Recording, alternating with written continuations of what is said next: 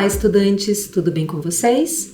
Eu sou a professora Luciana e hoje estamos aqui para mais uma aula de família e direitos humanos. Iniciaremos nossas aulas sempre com um jogo para resgatarmos alguns estudos e vermos como está o seu conhecimento sobre o tema. E hoje será povos indígenas.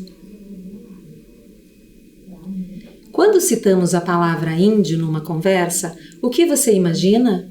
Letra A, um indivíduo selvagem. Letra B, uma pessoa semelhante a você. Letra C, as duas alternativas. E a resposta é? Letra C, as duas alternativas. Se você respondeu a letra A, um indivíduo selvagem, acertou, porque no nosso imaginário foi construído desta forma, pelas imagens e histórias que ouvíamos e ainda ouvimos a respeito desses cidadãos brasileiros e brasileiras.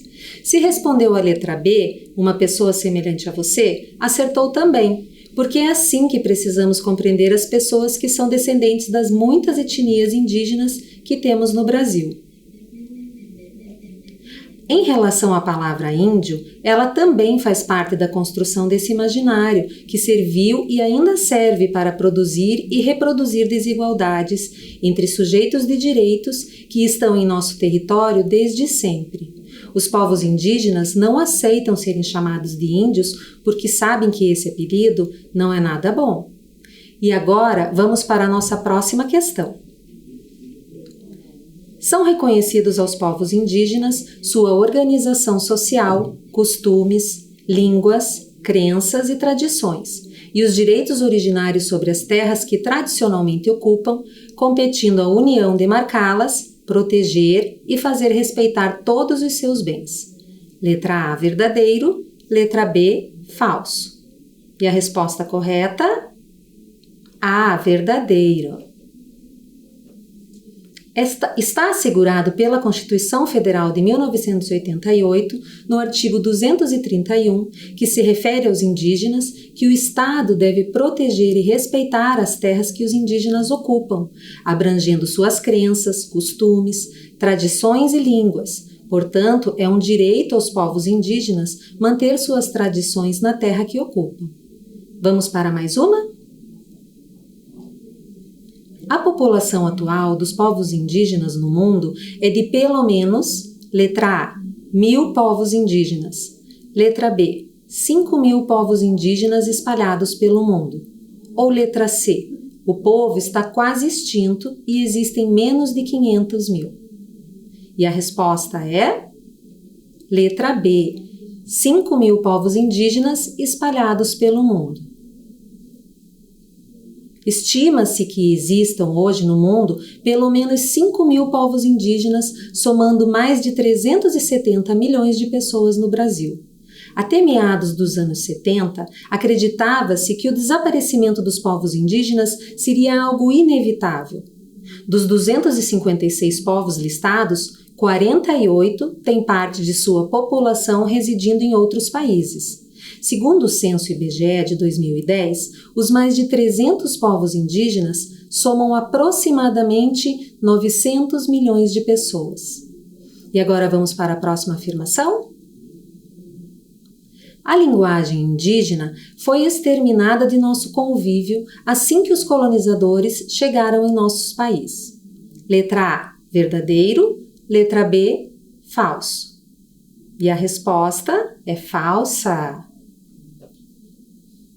No processo de colonização, ou seja, quando os portugueses chegaram no Brasil, a língua tupinambá, por ser a mais falada, foi incorporada pela nossa língua também. E até hoje, muitas palavras de origem tupi fazem parte do nosso vocabulário, como, por exemplo, pipoca, curitiba, capivara, mingau, peteca, açaí, entre outras.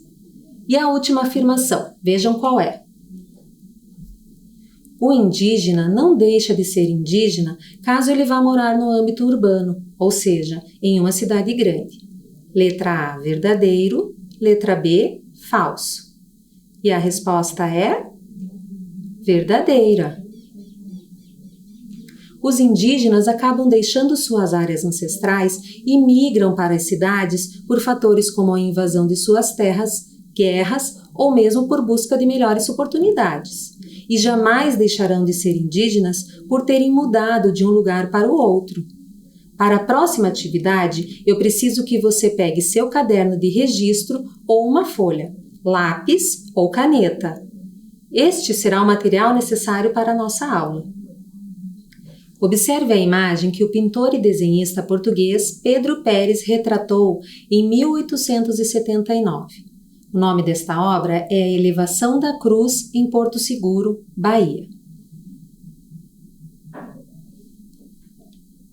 Em seu caderno, escreva o que você sente quando vê o quadro retratado. Você acha que foi realmente assim que aconteceu? Todos bem, aparentemente amigos, se familiarizando com os colonizadores e suas tradições? Você acha que os povos originários aceitaram esses novos costumes e deixaram de praticar os seus?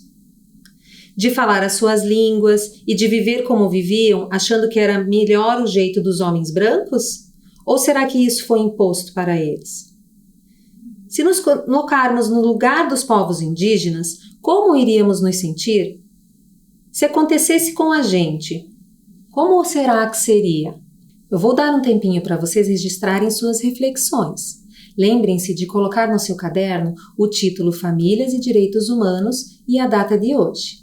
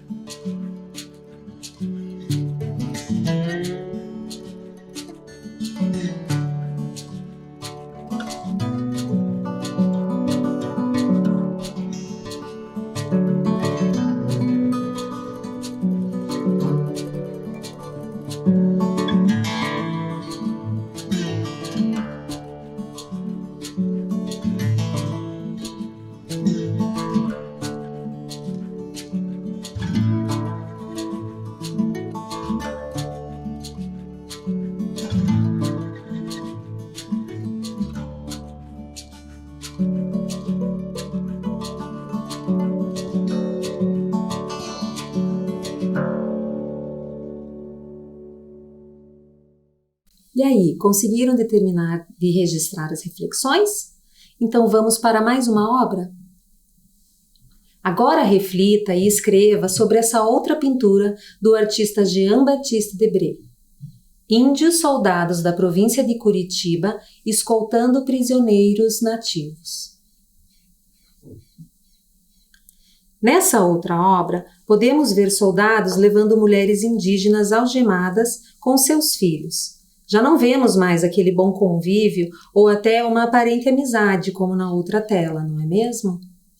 Sabemos através dos livros de história que os povos originários foram separados de suas famílias e terras e escravizados pelos colonizadores portugueses. Registre agora suas reflexões, que eu já volto.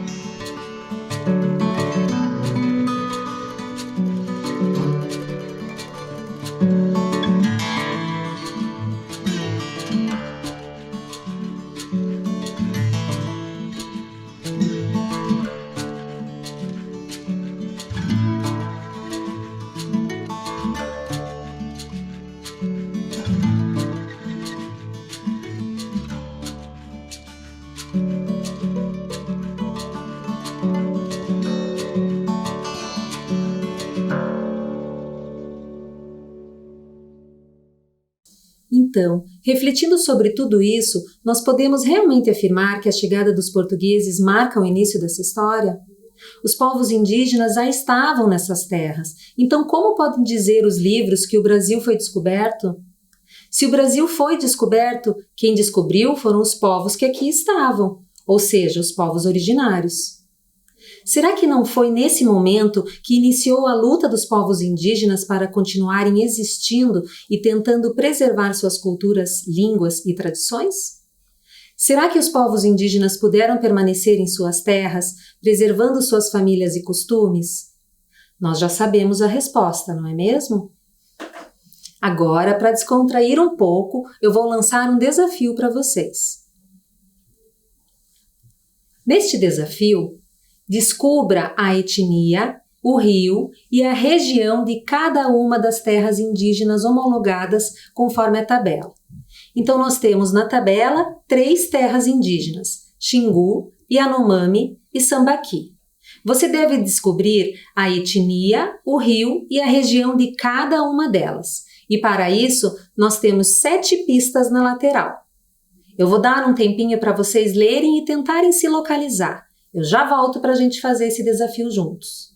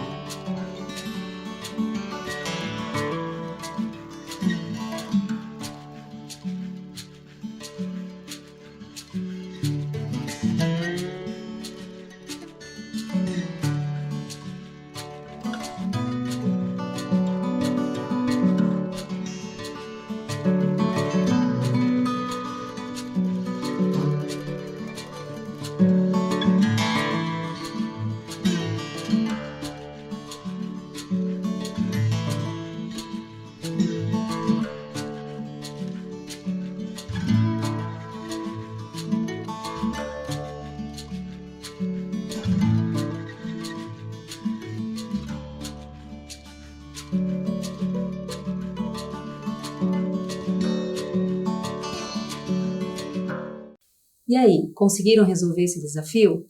Vamos fazer juntos agora para ver como vocês foram? Número 1. O Rio Negro está entre os outros dois rios? E a resposta é: ele está na terra indígena Yanomami, pois ele está entre os outros dois das terras indígenas Xingu e Sambaqui. Número 2. A etnia Guarani-Mibiá está no canto direito, ao lado da etnia Parauá. Canto direito, Guarani-Mibiá das terras indígenas Sambaqui, logo, nas terras indígenas Yanomami, nós temos a Parauá. Número 3. O rio Jatobá está à esquerda do Rio Negro. Se ele está à esquerda, logo ele é das terras indígenas Xingu. Número 4. A etnia Guarani-Mibiá das terras indígenas Sambaqui se localiza na região sul. Esse tá fácil, ele já está dizendo que é das terras indígenas Sambaqui.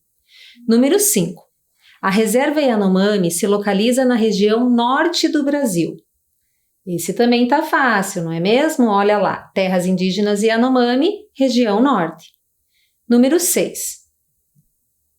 O rio Guaraguaçu está à direita da região norte, vejam bem. Ele está à direita da região, então ele só pode ser das terras indígenas Sambaqui.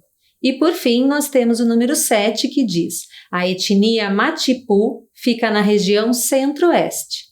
As únicas que faltavam eram as terras indígenas do Xingu, que seria a etnia Matipu, e a região centro-oeste. Você notou que no desafio que acabamos de fazer estava escrito a palavra homologadas? Terras indígenas homologadas? Você sabe o que isso significa?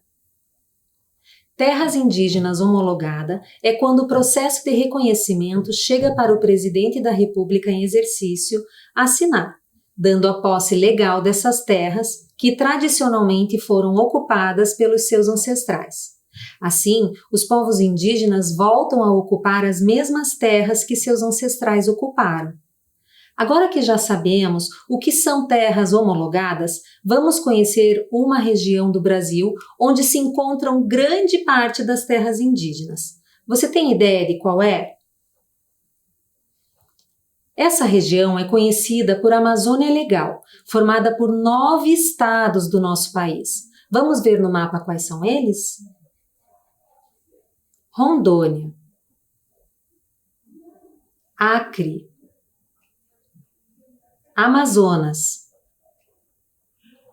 Roraima, Pará,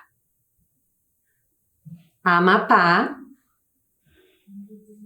Maranhão, Tocantins e Mato Grosso. Esses 9 estados formam a Amazônia Legal. No próximo mapa, nós vamos ver as terras indígenas da Amazônia Legal que estão aqui no nosso país. Vejam lá. Neste outro mapa, vemos que as partes pintadas de verde representam as 424 terras indígenas localizadas na Amazônia Legal. Elas ocupam 23% desse território e 98% a extensão de todas as terras indígenas do nosso país. O restante, que é quase 2%, espalham-se pelas regiões Nordeste, Sudeste, Sul e do Mato Grosso do Sul e de Goiás. Então, hoje, vamos reconhecer um pouco mais sobre essas terras indígenas. E para descobrir qual é, vamos desvendar uma carta enigmática. Resolva a carta enigmática e descubra.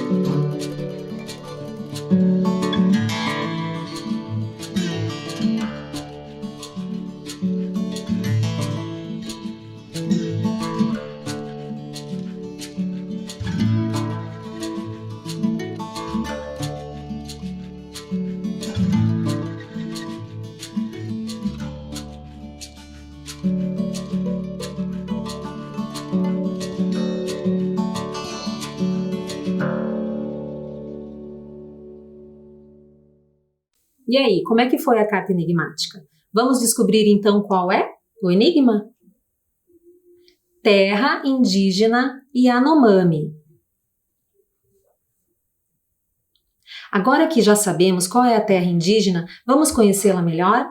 Atenção ao mapa que irá mostrar o tamanho e a localização desse território.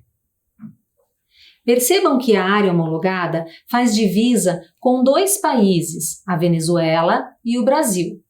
Aqui em nosso país, ela se localiza em 2 estados, Roraima e Amazonas. A área em vermelho é a parte brasileira desse território indígena e possui aproximadamente 21.600 pessoas, dividida em pouco menos de 260 grupos que habitam toda essa região. Como vimos, essa é uma das terras indígenas que pertencem à Amazônia Legal. Vamos relembrar olhando um mapa. Vejam lá. As terras indígenas Yanomami estão lá em cima, bem ao norte do nosso país.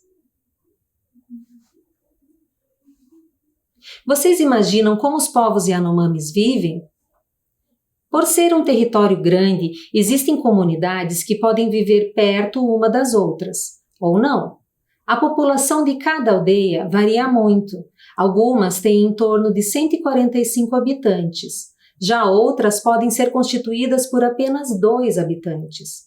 A população total dos Yanomami no Brasil e na Venezuela era estimada em cerca de 35.000 pessoas no ano de 2011. Nessa comunidade, cada um tem sua responsabilidade, inclusive as crianças. Os meninos acompanham os guerreiros na caça, pesca e outras atividades. As meninas e os bebês acompanham as mulheres nas funções do dia a dia, como, por exemplo, nas plantações e no artesanato. Outro costume Yanomami é a festa Reahu, onde os parentes distantes são convidados para permanecer alguns dias convivendo em acolhimentos com o grupo que os recebe. Os visitantes chegam após dias de caminhada na floresta, acampam nos abrigos da mata e esperam a vinda dos emissários, que trazem cestos de carnes e beiju, reafirmando assim o convite para a dança de apresentação que acontece no interior da casa-aldeia, agradecendo a amizade entre os povos. Você sabia que morando no mesmo território, algumas comunidades não se conhecem? E que os povos Yanomami falam pelo menos 4 línguas diferentes? E que eles chamam os brancos de povos da mercadoria? E que a palavra fotografia é chamada de pele de imagem. Gostaríamos de destacar ainda que em São Gabriel da Cachoeira, um município brasileiro do interior do estado do Amazonas, cerca de 74% dos habitantes são indígenas. O município foi a primeira localidade brasileira a reconhecer outros idiomas como oficiais, além do português. Até aqui, identificamos os estados que pertencem à Amazônia Legal, vimos a localização de algumas terras indígenas e conhecemos algumas das tradições dos povos Yanomami. Para a próxima atividade, vamos refletir brincando um pouco. Para os povos indígenas, o corpo é território e o território não é propriedade de uma pessoa, é natureza, que precisa viver e permanecer em equilíbrio para que todos vivam o tempo natural de cada um, do ser criança até o ser velho. Encontre no quadro as palavras que estão destacadas no texto. Vou dar um tempinho para vocês e já volto.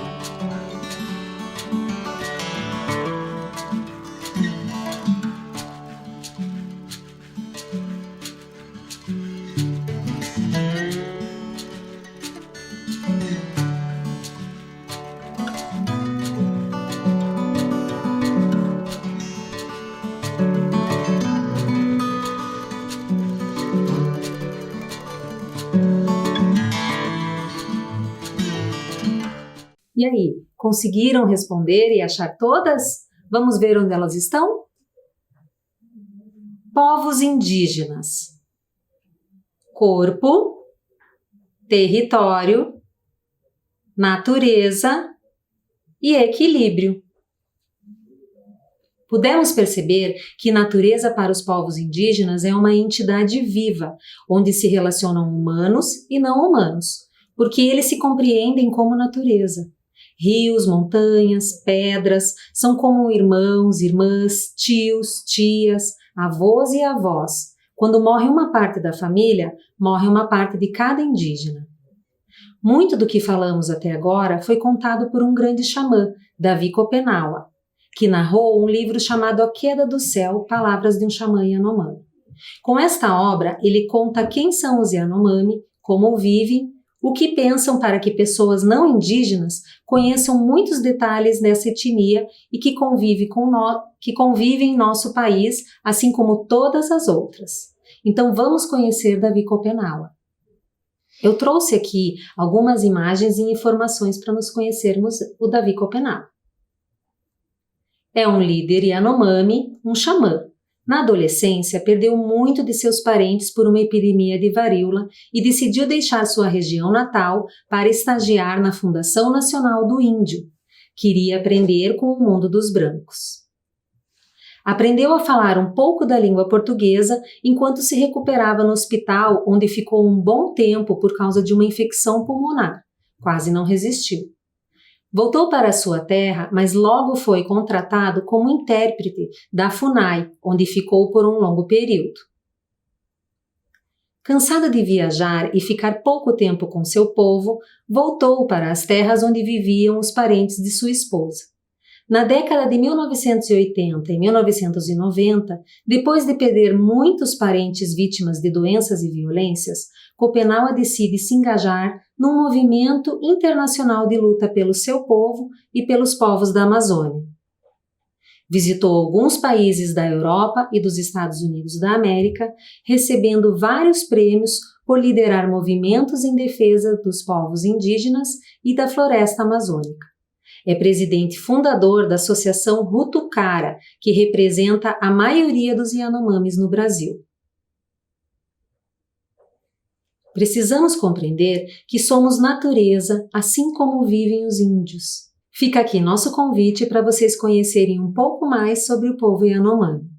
Como vivem, como compreendem que somos natureza e quem sabe assim poderemos evitar os equilíbrios climáticos, o aquecimento global e até pandemias. Espero ter despertado em vocês um grande interesse por esses povos.